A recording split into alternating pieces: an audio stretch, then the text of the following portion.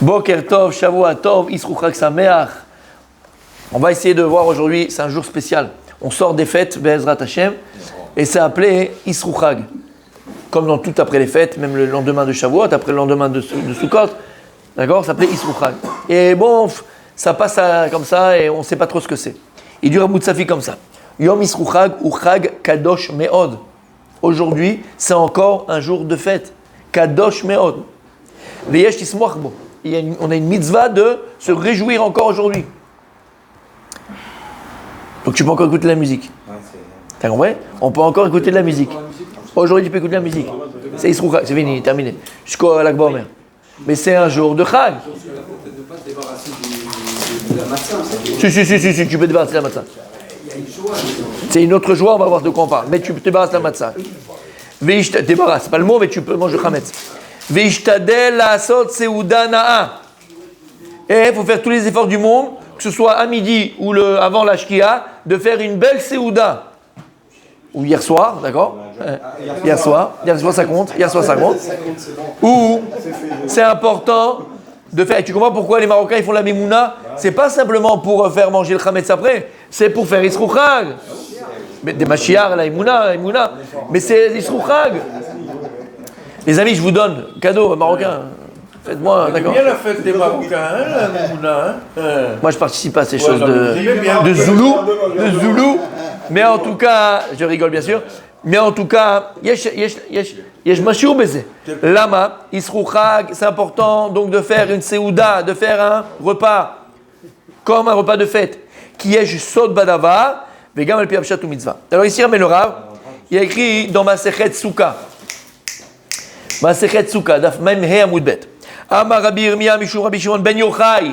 Il a dit Rabbi Yirmiyah au nom de Rabbi Shimon bar Yochai. Ben Yochai, ici c'est écrit. Et Rabbi Yochanan mishum Rabbi Shimon amechouzi mishum Rabbi Yochanan amakuti. Kol haoseh Yisru Chag be'achila ve'shtia. Tout celui qui passe donc le lendemain de la fête Yisru Chag avec achila ve'shtia, avec la nourriture et des boissons. Donc il fait une seuda, il fait un repas. Ma'aleh alav hakatuv kilu bana mizbeach. On le compare comme s'il avait construit un hôtel pour Akadosh Baruch Hu. Ve'ikriv ala korbanot, et qu'il avait amené les sacrifices à Akadosh Baruch Hu. Tu crois que c'est la rigolade, Yisru Chag, toi? D'où on sait ça, chez Nehemar, tu l'as dit pendant toute la semaine. Yisru Chag, ba'avotim ad karnot, à Mizbeach. Yisru Chag, c'est comme le Mizbeach. Donc tout celui qui fait une seuda pendant ce jour-là, comme s'il avait construit un hôtel pour Hachem, et comme s'il avait mis des sacrifices pour Hachem. Rachid dit, c'est quoi le Inyan? C'est quoi cette notion de Yisru Chag? Ça veut dire quoi? Issour la Chag, Agouda la Chag. C'est t'emprisonnes la fête, tu unis. Issour, ça vient de Issour. Yisru Chag. C'est quoi tes Issour? Issour, c'est assir prisonnier. C'est tu enfermes la fête. Agouda, c'est Eged. Eged, c'est relie. Tu attaches la fête.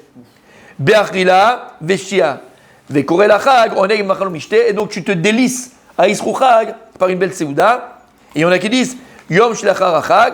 Bahamot, avot veshmenot. Par des behemot, avot veshmenot, en amenant des animaux shmenot bien gras, c'est-à-dire qu'avec un bon repas bassari, comme tu peux.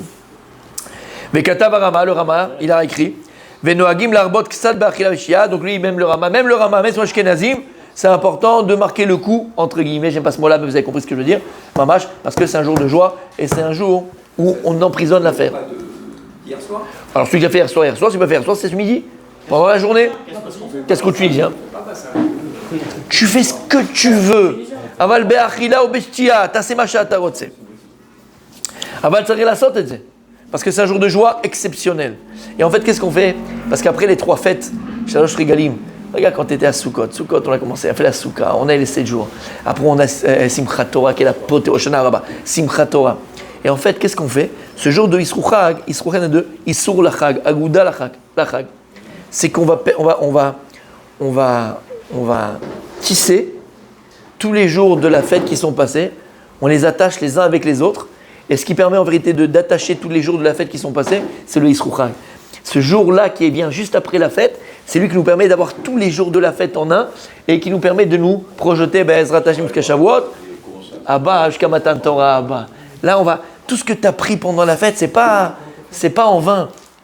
tous les du vrai Torah, toute la simcha, toute la joie, toutes les paroles de Torah, tous les moments agréables que tu as passés, dans cette bulle dans laquelle on était de la Chag, c'est une bulle extraordinaire, extraordinaire. On était sur le toit du monde, mes amis. Excuse-moi, on était sur le toit du monde. On n'a pas envie d'y sortir. Imaginez que ce qu'on a vécu là pendant les 7 jours de Pessah, d'accord, c'est même pas un millième de ce que sera quand Mashiach reviendra. Oh là là. De la simcha et de la joie qu'on vivra quand on ne peut pas imaginer. Bien sûr qu'on ne peut pas imaginer. Mais on a un petit goût, comme le Shabbat, c'est un 60e jour à la Maba. On a un petit goût.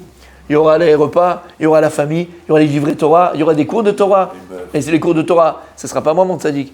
Ce sera Moshe Rabbeinu. Ce sera Rabbi Akiva. Ce sera Rabbi Shimon Bar Yochai. Ce sera Rabbi Yirmiyah. Ce sera Rabbi Ishmael. Ce sera le Chavetz Chaim. Ce sera le Rav Chaim. Ce sera le Rav Israël. Ce sera eux qui font les shiurim. Et on sera tous comme ça en train d'écouter les shiurei Torah, la date et Hashem, connaître Dieu. Bezrat Hashem. Tout le temps, mon fils. Tout le temps, mon fils. Tout le temps, mon fils. Tout le temps, mon fils. Isrou Chag est là pour prendre toute cette énergie qu'on a eue pendant les fêtes. Cette énergie. Mais lui, ça voit qu'il n'était pas à la synagogue. Tu sais comment il est dissipé? Il n'y a pas eu Gdoucha, il n'y a rien eu du tout. Il n'y a rien. Tu n'as rien ressenti, je sais ça dit. Je suis à 10 mètres du rab et... Mais c'est ça. Donc à quoi ça sert? T'as pas pu ressentir ce qu'on a ressenti ici, mon fils. Regarde Rabbi Hachan ici. Est-ce que c'est le même? Regardez sa tête. Regardez-moi regardez-moi ça. C'est pas le même, mes amis. Magnifique. Déjà, il brillait avant, mais là, c'est plus une torche, mes amis. Regardez-moi ça.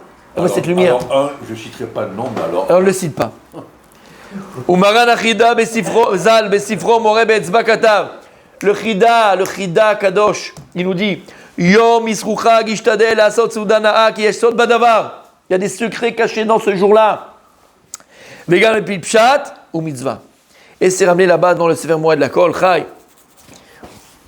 Yom Isrou Chag Kadosh Meod Yesh Ismo Arbo Kmo Shekatavti B'Isrou Chag de Pessah. Rabbi Yochanan Vital dans Shara Kamanot, il explique il y a l'Amsharat Taor B'Isrou Chag. En fait, comme j'ai expliqué maintenant à l'oral, tout le or, toute la lumière, toute l'énergie qu'on a pris pendant les fêtes du premier jour, avec le Seder qui était extraordinaire, et tous les jours qui sont passés, la Amshachat Taor, cette lumière-là des fêtes, elle se remplit quand au moment de Isrou Chag. Et si quelqu'un il est intelligent, il ne passe pas la journée à ne rien faire, mais il passe cette journée à se délecter aussi encore de cette journée, où tout le or, où toute la lumière, et toute l'énergie, et tous les efforts qu'on a mis et qu'on a fait pendant les fêtes, il est là, tzaddik. Michacham veishma. Quel est l'intelligent? Et il écoutera ce qu'on est en train de dire maintenant. Qui est intelligent pour ramasser toutes ces orotes là, Bezrat Hashem, et que ça nous amène jusqu'à Shavuot? C'est pour ça. Aïch ayere ve'achared. Quelqu'un qui a la crainte du ciel. Raoui liot zahir ve'zariz lamol lesharet beshem Hashem beyamim ha'eleh shlachar ha'pesach. Là maintenant, on doit être zélé, s'empresser jusqu'à Shavuot, mes amis, de s'occuper plus que d'habitude de la Vodat Hashem, de la Torah, de l'Imoud à Torah, de l'étude de la Torah, bien sûr, le plus important, il y a Femeod, Kol HaKavod, Tikkun HaMidot. Tous les jours, quand tu fais le Homer, qu'est-ce que tu fais? Chesed, j'ai pas Chesed, Rikboura, j'ai pas Chesed. C'est des Midot, c'est des traits de caractère, c'est des qualités. Kizaïka, Omer Rabbi Chaim Vital, l'élève du Harizal, de son maître. Pourquoi dans la Torah on ne parle pas de mitzvah dans les midot? Il n'y a pas de mitzvah dans les midot, dans les traits de caractère, dans les qualités. Il n'y a pas écrit dans la Torah qu'il y a une mitzvah de ne pas être coléreux. Il n'y a pas écrit dans la mitzvah qu'il y a une mitzvah d'être généreux. Il n'y a pas écrit. Il dit lama. Il dit espèce d'imbécile. Moi je le dis, pas lui. Derech Eretz Kadma la Torah. Derech Eretz Kadma la Torah. Derech Eretz Kadma la Torah. Tu ne vas pas prétendre avoir la Torah si tu es un pourri, si tu es un nul, si tu es un zéro. Il faut s'efforcer de travailler ses midot. Lundi soir, Be'ezrat Hashem à Beit Vegan, il y a une soirée organisée pour les 80 ans. J'ai 80 ans. Pour les 38, je crois 38, je me fous ça dans la tête, 38 ans de la disparition du Rav Chaikin, la Skara. Lundi soir à Beit Vegan, avec des retransmissions de films inédits, avec des chidushim inédits sur le Rav, des choses extraordinaires. Et le Rav Chaikin disait souvent, et je ramène souvent cet exemple-là, c'est sur du bracha. Comme le type le matin, il se lève, il veut faire un lait au chocolat, un café au lait. Il prend la marmite, il met le lait dedans, il met sur le feu, il prend le lait, il met dans le verre. Problème, il voit que le lait il est sale, c'est tout sale. Le lait il est noir, c'est sale. Qu'est-ce qu'il fait? il jette le lait, il remet le lait dans la casserole, et il recommence. Et il jette, et hop, il remet dans le verre, il voit que c'est sale, il jette. Et ainsi de suite, il fait 10 fois. Et il dit, l'abruti, pourquoi espèce d'imbécile? Avant de mettre le lait dans la casserole, il faut laver la casserole, Habibi. C'est la casserole qui est sale. Tu mets tout le lait du monde, il peut être le plus blanc du monde. Mais si tu mets dans une casserole qui est sale, il restera sale. Il disait le Rav Chakin, c'est pareil. Je peux prendre toute la Torah du monde. Mais si cette Torah, je le mets dans un corps malsain, dans une saleté, la Torah, elle prend la forme. La Torah, c'est comme l'eau, c'est le liquide. La Torah, elle prend la forme du keli de là où elle se trouve. La Torah, elle prend la forme du lycée. Si le keli, l'ustensile, il est sale, la Torah, elle sera sale, Habibi. Donc d'abord, il faut laver la casserole. Et c'est quoi laver la casserole? C'est le travail des midot. C'est pour ça qu'avant Matan Torah, pourquoi Kadosh Baruch Hu n'a pas donné la Torah tout de suite? On sort d'Égypte, Matan Torah, c'est fini, l'histoire est réglée. Pas du tout. Parce qu'avant de recevoir la Torah, Habibi, il faut d'abord travailler ses midot, travailler ses traits de caractère, travailler sa générosité, travailler sa bonté, travailler sa colère, travailler ses avot, travailler ses midot.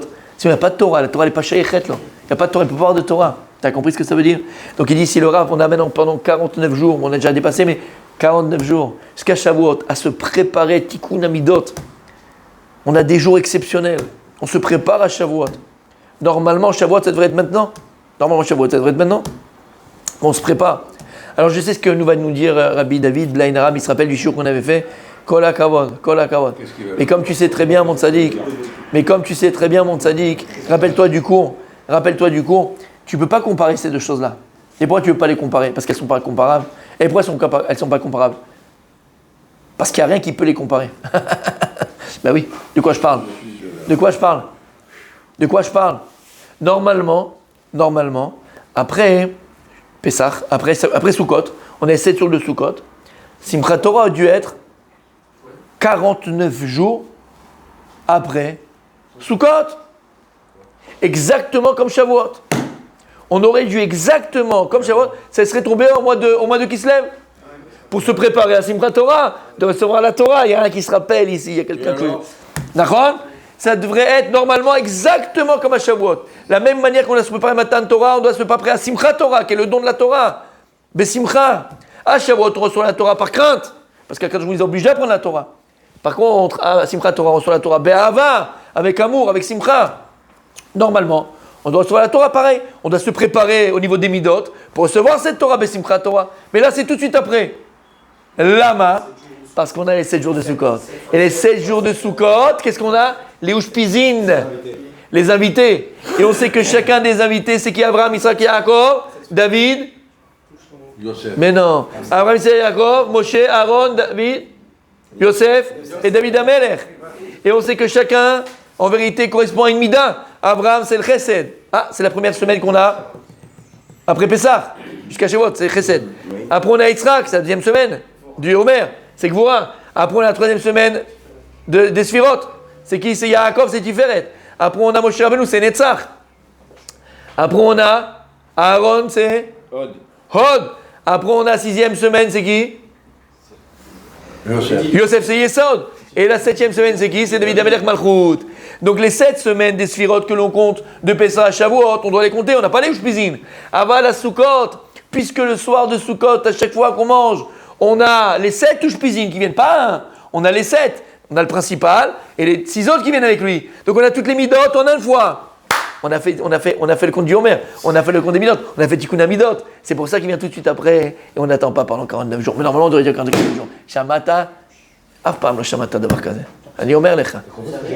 Je vois tes yeux, Tzadik, qui brillent. Je vois tes yeux qui brillent, mon Tzadik. Ah, il n'est pas d'accord. T'as compris? Voilà pourquoi. Et donc ce sont des jours, messieurs, là qu'on a, où il faut s'efforcer encore plus d'étudier la Torah, encore plus s'efforcer de travailler ses midot.